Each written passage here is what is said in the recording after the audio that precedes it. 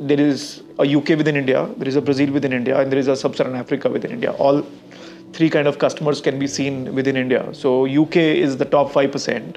They have all kind of products available to them. And then you have the India 2 or the Brazil within India, which is the middle and the lower middle income customers living in small cities. And then you have India 3, which is the microfinance, below poverty line, Jandan account kind of customers. They also have quite a lot of choice. So we focus on the non-prime but non-poor, the segment called the missing middle.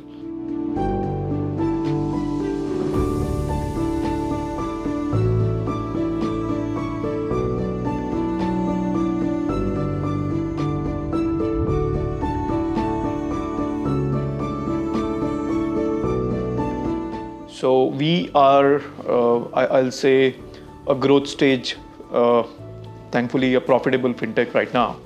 Our mission is essentially to become the largest financial services player for the small city India.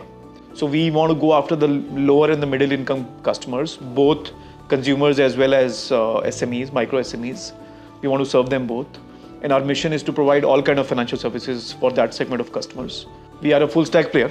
So we design products across lending, insurance, and eventually we'll get into wealth management and savings also. We have our own in-house collections. And the best thing about us is our own distribution. So we have a very unique take at distribution. So tier 2, tier 3, tier 4 cities, the small city India typically is not that digitally savvy, while they do use basic smartphones, but it's a low trust society. So they end up working or banking only with physical branches. So typically this tier 2, tier 3, tier 4 underserved customer banks with PSU banks. So we have in India around 60 lakh of such freelancers. So what we have done is built a platform to tap on these freelancers. We have around 12,000 live and active freelancers across 3,000 cities.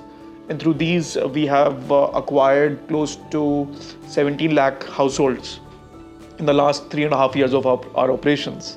And we have disbursed currently around a little bit more than 1,000 crores of AUM we have across the different products that we have, as well as we have the insurance product that we sell.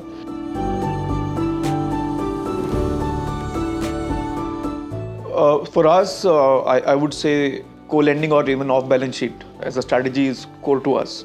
In fact, close to 85% of our current 1,000 plus crores of AUM lies in the off-balance sheet model, right? And off-balance sheet can be a 100-0 or a 80-20 or 90-10, depending on the kind of partner that we have. A couple of years ago, when this was not the case and co-lending was not so popular, if you are an unsecured lending player, then you will not be able to get more than 2 to 3 times of your equity. So what this has done, this whole co-lending piece has done, is allowed entrepreneurs like us to have good growth.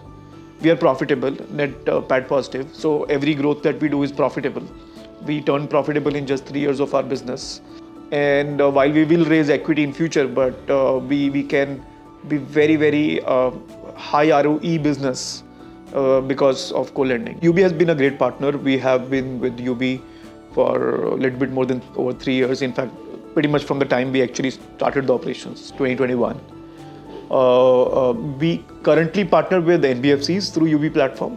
But as we scale from here, get rated, etc., I would expect to take help of Yubi platform to also work with the banks as well.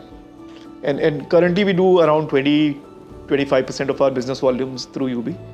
I think there are two types of USPs somebody like Yubi brings in. One is if it's a NBFC to NBFC partnership where the other NBFC is quite good on the tech side, then it's mostly the time to market. But as we go and graduate towards the banks, I think integrating with them is near impossible. And I'm aware of the hard work Yubi team has done to do that. So I think the value add that Yubi provides in those scenarios is much higher.